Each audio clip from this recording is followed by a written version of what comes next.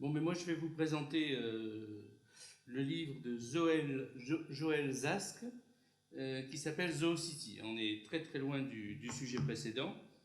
Joël Zask, c'est une philosophe qui est née en 1960, qui fait une thèse de doctorat en 1998 sur Dewey, qui est ensuite professeur d'université à Aix-Marseille en 2009 et actuellement détaché à l'Institut Marcel Mauss à l'école des hautes études en sciences sociales.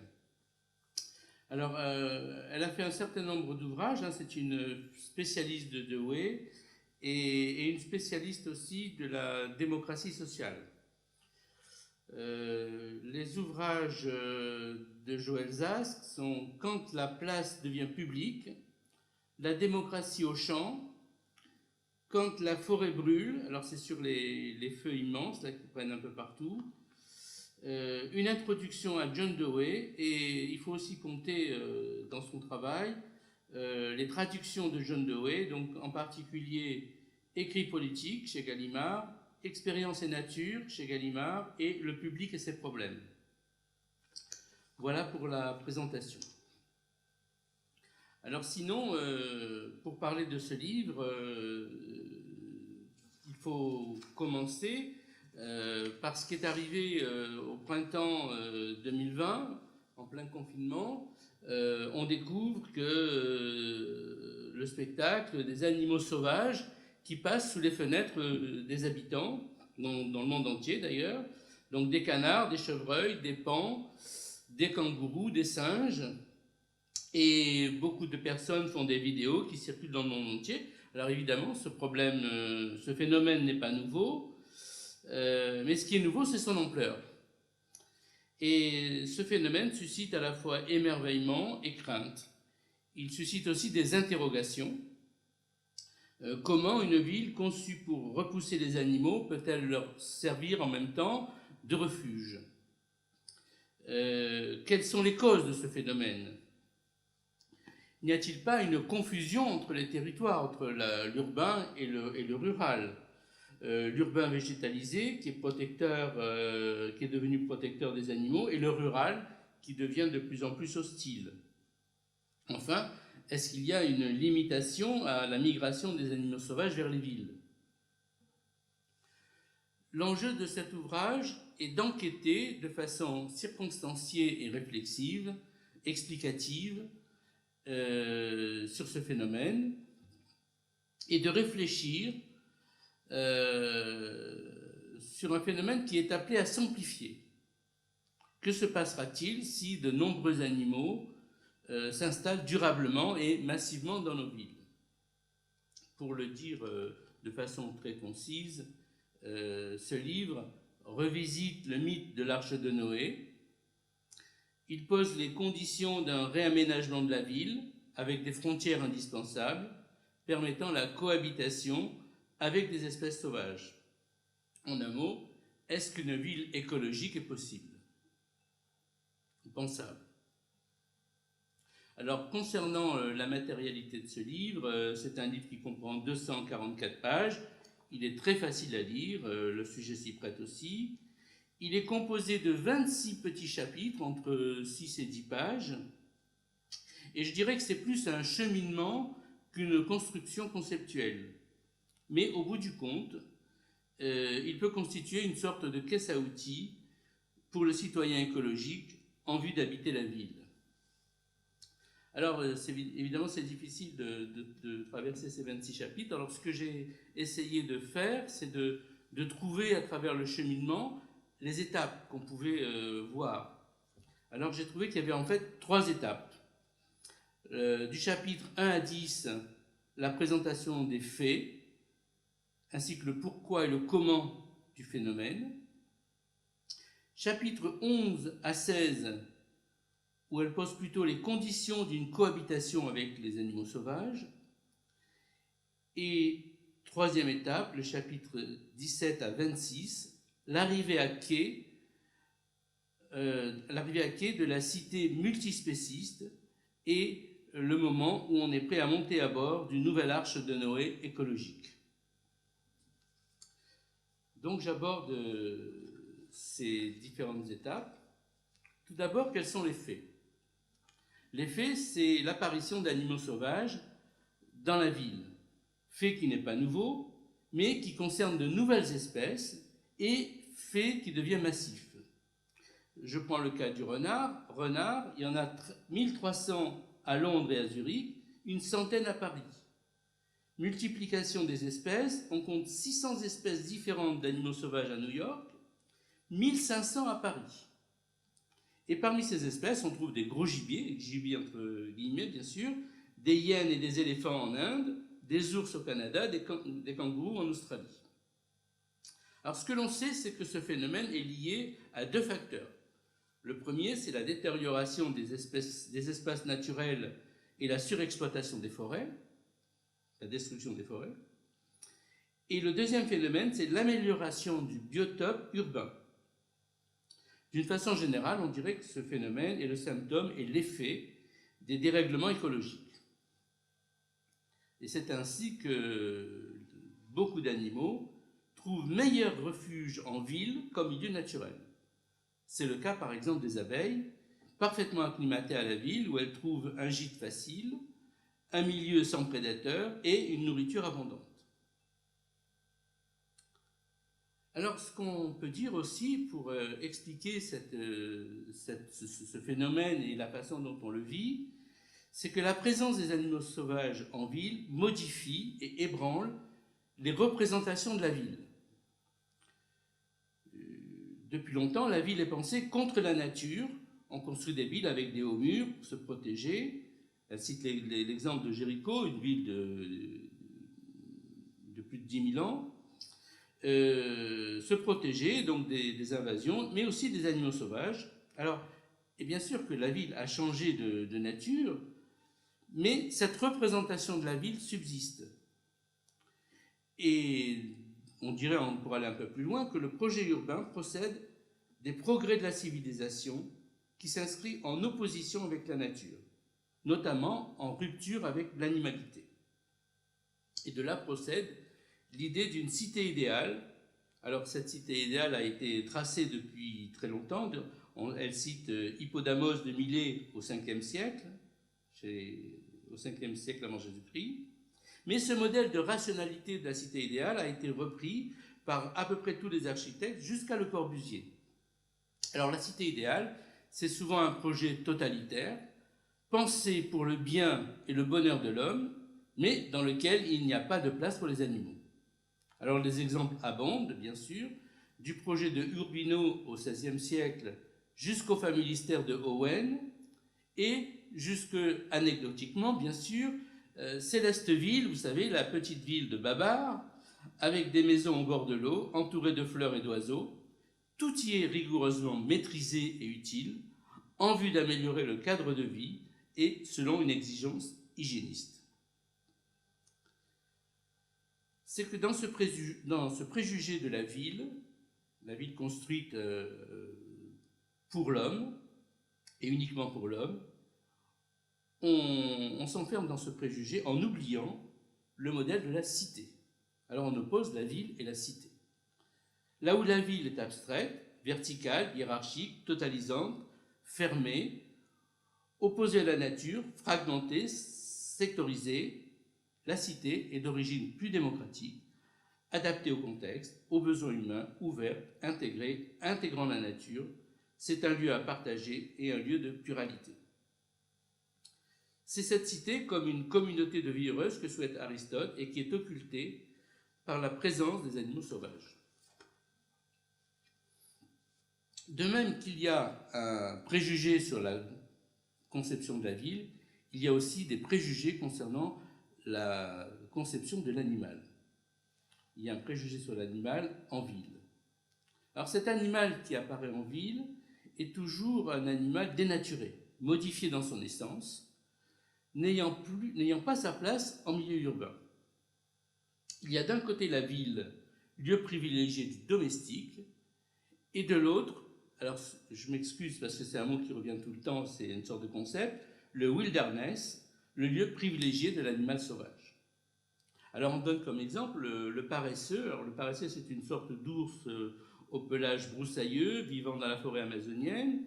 Eh bien ce paresseux se promène dans les rues de Macao au Brésil et personne ne sait pourquoi ils viennent là et ils sont là, si bien que les gens appellent la police et il y a des escouades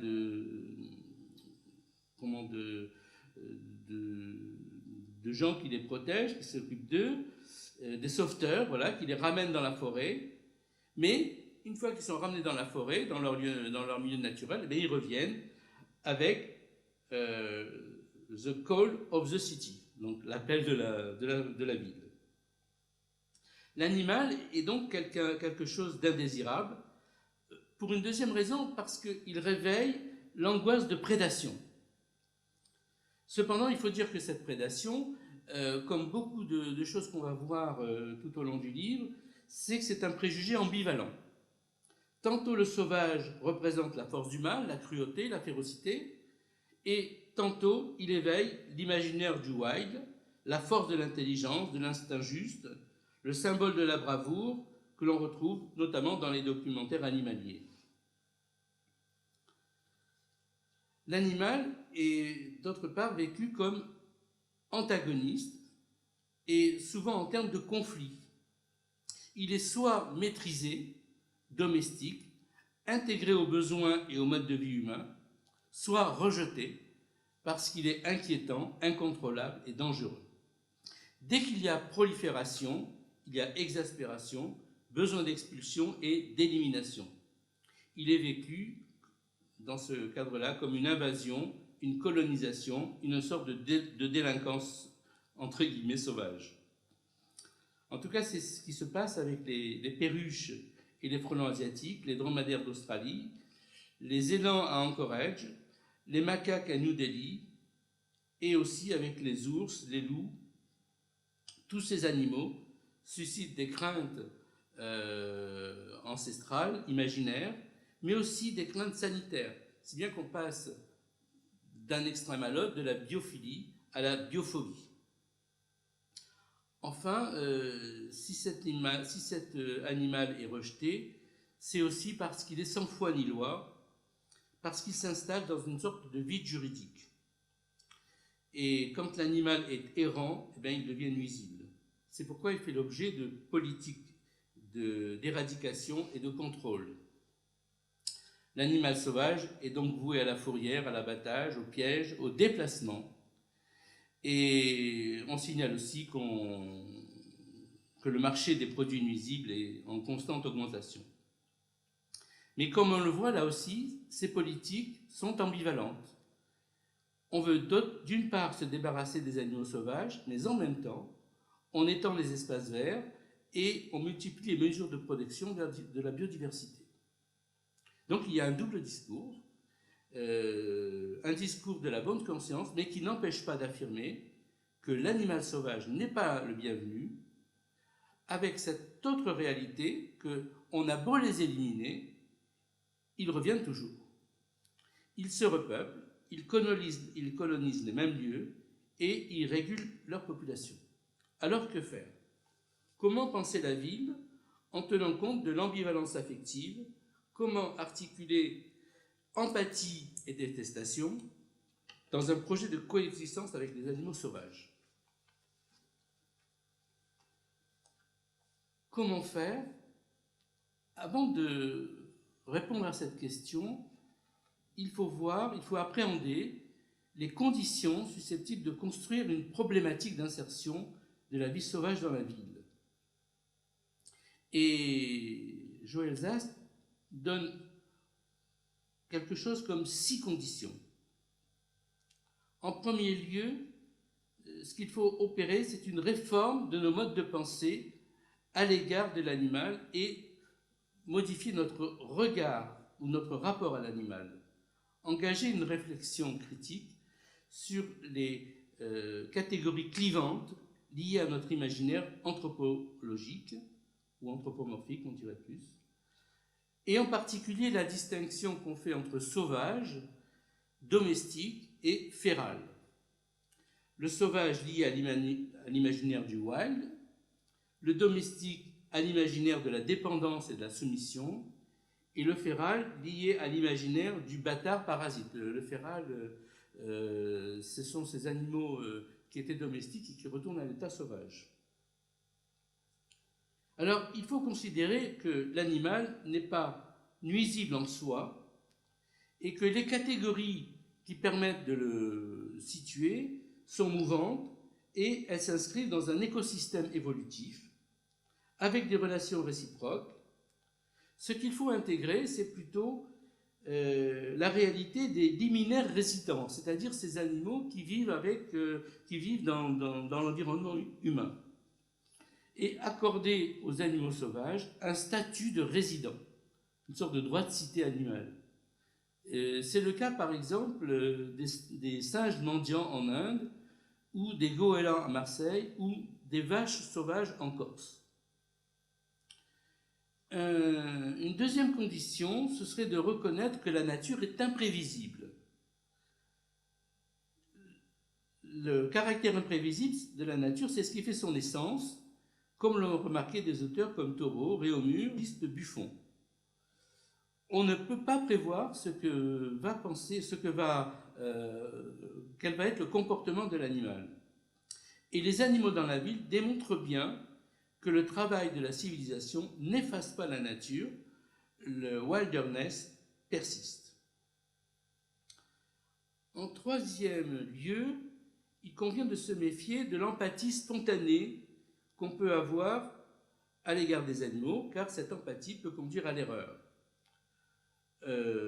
Si l'on veut protéger la nature, eh bien, il faut beaucoup de circonspection. Par exemple, la réintroduction d'animaux sauvages dans les territoires d'origine, comme le loup, le lynx ou l'ours, c'est quelque chose qui marche bien, mais en revanche, il y a des pratiques de protection qui sont désastreuses. Et elle cite en particulier le cas des abeilles sauvages. Ces abeilles sauvages se retrouvent en compétition avec des abeilles domestiques, et la surpopulation, la multiplication des protections de ces abeilles fait que les abeilles sauvages sont désormais menacées. Il y a d'autres exemples, des choses qui ne fonctionnent pas, c'est le déplacement des chauves-souris, par exemple dans le jardin botanique de Melbourne. Les animaux reviennent toujours à l'endroit initial, et c'est eux-mêmes qui choisissent leur habitat. Quatrième chose, il faut savoir que nous ignorons à peu près tout des capacités adaptatives des animaux en milieu urbain. Ces animaux ne sont ni des machines ni des alter-ego. Ils inventent leur propre comportement, parfaitement adapté à la ville. Ils se modifient génétiquement, par exemple les arbres de Porto Rico qui ont des coussinets plus larges. Ils modifient leurs habitudes, ils modifient leur mode de communication, et ils parviennent parfaitement à s'intégrer au milieu urbain, comme le montrent les roussettes, c'est des chauves-souris à Tel Aviv. On y reviendra. Toutes ces adaptations constituent un champ de recherche qu'il faut entreprendre et qui est actuellement en jachère. Parmi les fausses pistes, il y a aussi la cohabitation avec l'animal dans des espaces sanctuarisés. Espaces qui sont les friches industrielles, les terrains vagues, les immeubles abandonnés, etc. Ces espaces sont investis par des écologistes qui en font des refuges de biodiversité. Ça fonctionne assez bien, ce sont des tiers paysages qu'on appelle. La vie animale y prend ses quartiers, mais malheureusement ça ne permet pas de penser la cohabitation et l'ajustement réciproque entre l'homme et l'animal. Enfin, il faut savoir que la cohabitation avec les animaux n'est pas sans risque, notamment elle menace la barrière des espèces qui empêche la contamination des virus. Les animaux sauvages ne sont pas nos amis, il faut déterminer la bonne distance et l'entretenir pour cohabiter avec eux. Alors, ces conditions étant définies, que faire maintenant ? Comment penser à un écosystème urbain inclusif ? La première chose, c'est d'abord de se garder de la malédiction du melting pot universel, la confusion qui règne dans une idéologie du grand tout égalitaire, métissé, garant de la paix. Si on veut un modèle, il faut plutôt s'appuyer sur le mythe de l'Arche de Noé. Pourquoi l'Arche de Noé? Bien parce qu'il répond à 3 principes. Un principe de justice, le respect des lois de la nature, le respect de la pluralité des espèces dans leur singulière liberté. Ce système urbain comprend des cloisonnements qui permettent de séparer les espaces et les mettre à distance les unes des autres. L'habitat consiste à disposer de niches et de voies de passage. C'est un régime où les différences peuvent constituer une communauté fraternelle. Ce qui suggère également, par rapport à la distinction qu'on faisait tout à l'heure, la transformation politique de la ville en cité.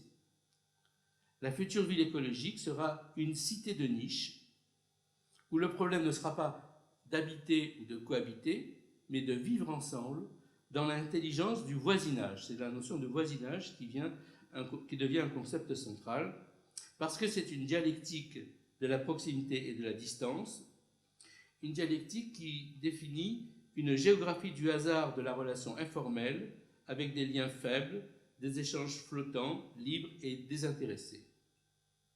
Avec cette condition impérieuse qu'il doit y avoir une configuration logistique pour permettre à chaque espèce de s'isoler du bruit, des odeurs, de la promiscuité, etc. Le voisinage permet d'inventer de nouvelles relations dont le principe est de vivre et de laisser vivre. C'est un principe d'une éthique minimaliste et asymétrique qui exclut toute empathie. Le principe du respect du milieu et de l'accompagnement après coup, à partir de l'observation des animaux et du comportement de ces animaux. C'est ce qui a été réalisé à Hambourg avec les hérissons, au Japon avec les corbeaux. Tout l'enjeu d'une politique d'observation et d'ajustement bien compris de la vie sauvage. Un point central de cette éthique, c'est de ne pas nourrir les animaux.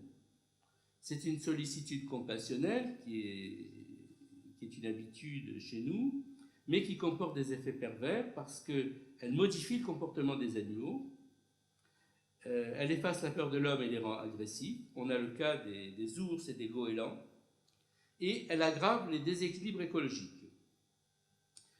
La philosophie du Moyen-Âge consiste à éviter les conflits avec les animaux en visant leur indépendance, chacun chez soi, et tout le monde circule en bonne entente. Il s'agit de ménager la protection des animaux en s'ajustant à leur présence, en instaurant une distanciation intra-urbaine. Alors cela s'applique aux espèces les moins bien tolérées, les renards, les ragondins à Bordeaux, les pumas en Californie, et puis d'autres animaux. La finalité de cette approche par le voisinage, les niches, l'éthique de l'indépendance, c'est la construction d'une cité multispéciste, c'est-à-dire la transformation du modèle de la ville besoin-contrôle en cité solution-réponse, c'est-à-dire une cité capable d'accueillir de l'imprévu, d'accompagner les animaux qui arrivent et d'échapper aux réflexes anthropomorphistes. La cité multispéciste se remarque par certaines pratiques, l'adaptation à la pluralité des espèces, le partage de l'espace. Elle cite par exemple les lions de mer en Californie à qui on a réservé un quai, le quai numéro 39, la végétalisation des toits avec des plantes locales, la logique de proposition et d'accompagnement, la mise en œuvre de projets pragmatiques à petite échelle, de petites choses, l'installation de niches et de corridors pour consolider les passages existants. L'enjeu de ces politiques, c'est de faire cité dans le cadre d'un projet politique démocratique. Et c'est ce qui s'est passé à Tel Aviv, où il a fallu plus de 10 ans pour aménager des corridors du nord au sud, pour protéger les chauves-souris, intervenir contre les promoteurs immobiliers, mais aussi contre les volontés expansionnistes et coloniales. Faire cité, c'est engager une nouvelle conception de l'habité, une nouvelle philosophie de la vie en société basée sur un écosystème de la maisonnée. C'est considérer la ville comme un flux et comme un mouvement permanent. c'est accepter que la ville soit traversée par des processus dynamiques liés à l'imprévisible. C'est l'appel à un nouvel urbanisme écologique vers une ville adaptative, modulable, en respectant le bâti existant.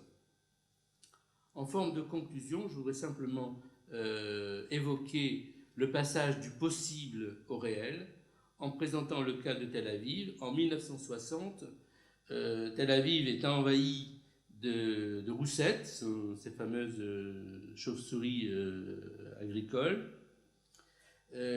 On les traite de façon chimique avec du dibromure d'éthylène et on arrive au résultat qu'on décime 27 espèces protégées sans empêcher la roussette de proliférer.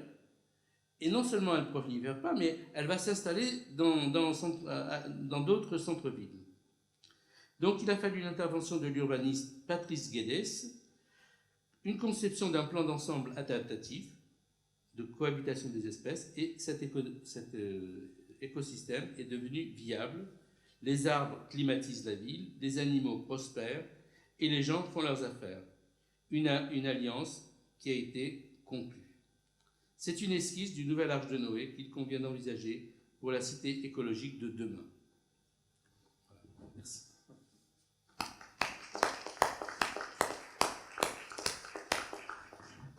Merci Christian.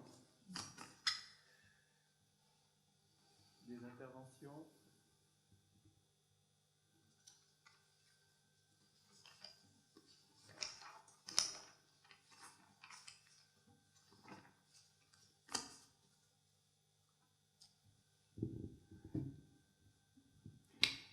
Bon, alors j'ouvre.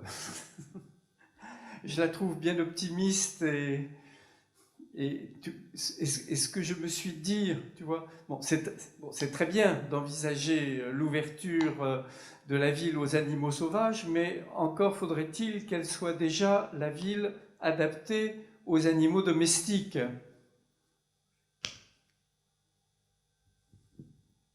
Parce qu'elle n'en parle pas du tout de ça. Hein, c'est les animaux sauvages, elle. Oui. Alors, si tu veux, le problème, c'est que c'est un vrai problème. Ces animaux sauvages sont repoussés de leur habitat naturel, viennent vers la ville, et c'est un problème qui va quand même se multiplier et qu'il va falloir envisager. Voilà. Ouais. C'est là la perspective de Joël Zask. Tu as dit 1500 espèces d'animaux à Paris ? À Paris, différentes. Oui, mais c'est quoi? C'est essentiellement des insectes et... Oui, mais il y a de tout là-dedans. Il y a de tout. Des oiseaux, oui. Il y a de tout. Je peux juste préciser une chose. Moi, ce qui m'a intéressé dans ce livre, c'est que, c'est qu'elle ne participe pas d'une idéologie de l'animalisme. C'est-à-dire qu'elle essaye de tenir... Alors, quelquefois, ça affleure un petit peu, oui. mais bon, c'est pas son propos. C'est pas un livre animaliste.